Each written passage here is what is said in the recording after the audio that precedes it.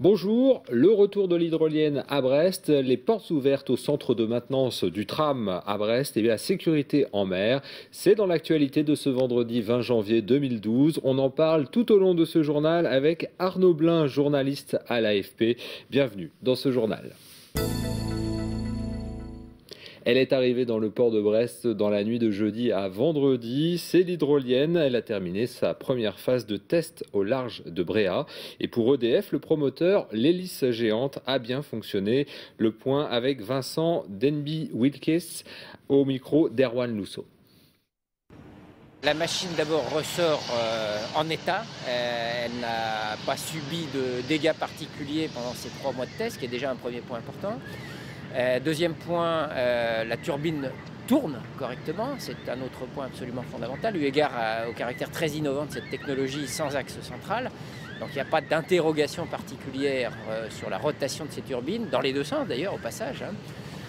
Troisième point, la machine n'a pas bougé, elle était positionnée dans une position GPS très précise et on l'a reprise dans cette position-là.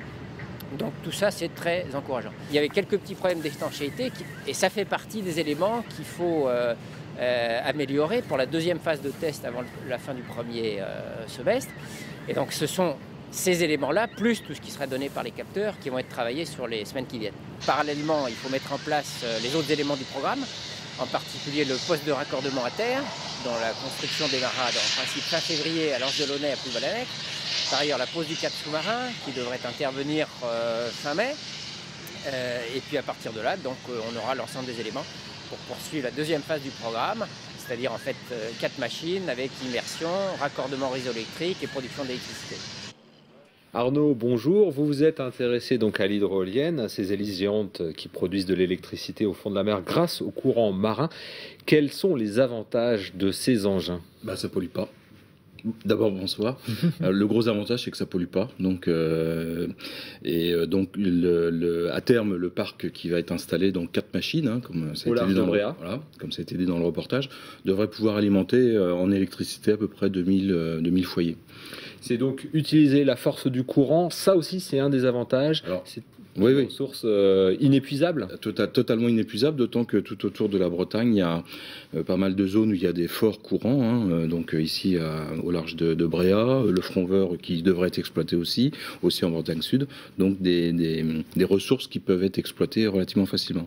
Bon, il y a la mise en œuvre. Là, il va encore y avoir une série de tests à recommencer l'été prochain pour vraiment tester pleinement cette première hydrolienne avant d'en installer d'autres. Voilà, donc là, on parlait aussi dans le reportage de l'immersion du câble, de telle manière que la production électrique puisse être acheminée au foyer, et être raccordée sur le réseau de ERDF.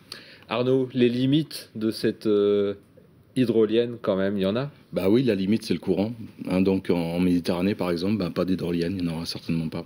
Bon. Une petite question au passage, les poissons, est-ce qu'ils doivent craindre l'hydrolienne ? Alors, j'ai cru comprendre que les poissons, quel que soit le type d'hydrolienne, en fait, s'habituent à ce nouvel environnement. Et puis l'hélice elle-même tourne lentement. Et là, comme on l'a vu sur les images, le centre de l'hélice est creux, donc il y a cette possibilité de passage au milieu. Très bien. Donc, quasiment aucune incidence sur l'environnement. Bon, donc un projet à suivre et développement dans les mois à venir. Social, les salariés de l'Agacé à Douarnenez sont soulagés ce vendredi. Les juges du tribunal de commerce de Quimper ont prolongé la période de redressement judiciaire pour une durée de 4 mois. Aucun repreneur ne s'est manifesté officiellement, mais plusieurs entreprises seraient intéressées.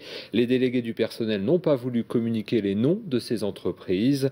Ce vendredi matin, 150 salariés s'étaient réunis devant les tribunaux de Quimper au moment de l'audience. Et puis social encore, avec une grève prévue ce lundi dans les écoles du Finistère, en cause la carte scolaire 2012 avec bon nombre de suppressions de postes. Une manifestation est organisée devant l'inspection académique ce lundi donc.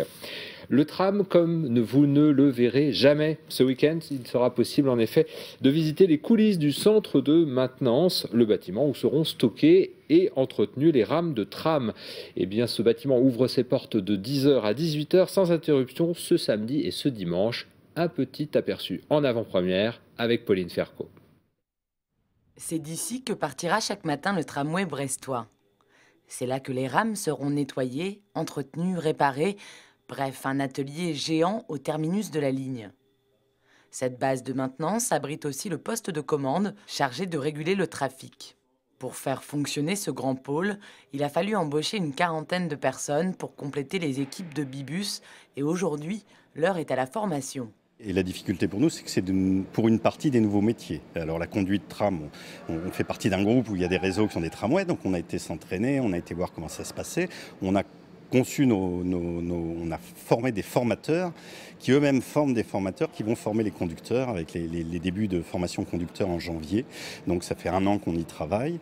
Et puis on a des nouveaux métiers de maintenance tramway et on a surtout un nouveau métier aussi qui est la maintenance de la ligne puisqu'elle nous a été confiée par BMO. La ligne, c'est à la fois la ligne aérienne de contact, mais c'est aussi les rails, c'est la signalisation ferroviaire, c'est l'ensemble des éléments de billettique, d'information voyageurs qu'on va retrouver tout au long. Pour des raisons de sécurité, le site sera ouvert 24 heures sur 24 et bien sûr 7 jours sur 7. Mais pour le grand public, l'occasion ou jamais de venir le visiter, c'est ce week-end. La semaine prochaine, Brest aura sa nouvelle monnaie. Pas question de laisser tomber l'euro, non, mais EOL, ce sera la future monnaie solidaire. Elle va permettre de promouvoir l'économie sociale et solidaire. Les billets de 1, 2, 5, 10 et 20 EOL seront disponibles vendredi prochain, le 27 janvier, dans une vingtaine d'entreprises et d'associations de l'économie sociale et solidaire du pays de Brest. Le naufrage du Concordia en Méditerranée nous rappelle que des navires longent quotidiennement nos côtes et approchent même très près. C'est notamment le cas des ferries. Arnaud, vous vous êtes intéressé à cette question de la sécurité des navires à passagers. En septembre dernier, un exercice de sécurité au large de Roscoff avait permis de coordonner les différents moyens de sauvetage. On le découvre donc sur ces images. Alors, les bateaux trop près des côtes, ça peut être aussi une manœuvre de sauvetage. Expliquez-nous.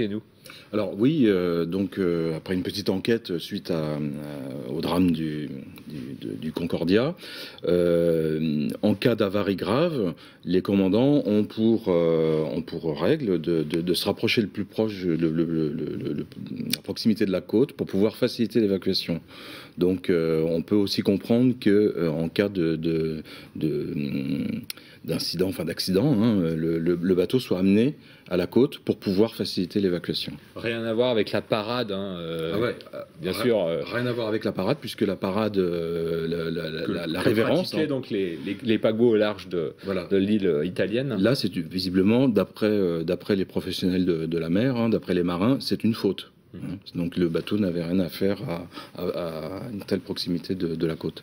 De quels moyens de sauvetage dispose-t-on? On a vu qu'il y avait des hélicoptères, il y a aussi des bateaux, il y a pas mal de bateaux quand même au large de nos côtes.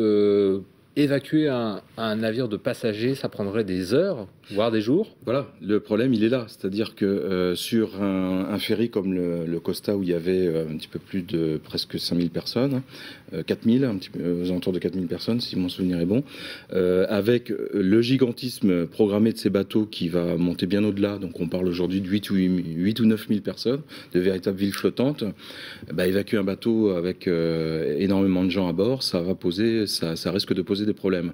Quand on sait par exemple que l'abbaye Bourbon est en capacité, je crois, d'évacuer 300 personnes par rotation. Voilà, on peut rapidement faire le calcul, ça peut prendre du temps pour évacuer ne serait-ce un bateau avec 4000 personnes à bord.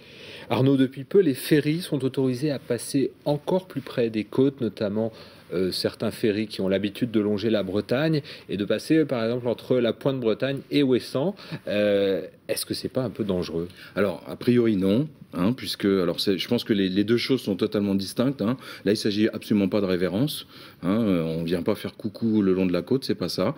La Brittany Ferry avait demandé à la préfecture maritime une dérogation pour pouvoir longer la côte et éviter d'avoir à reprendre le DST, le dispositif de séparation des trafics qu'on appelle communément le rail de Ouessant, pour faire une économie en trajet et en carburant et aussi en pollution.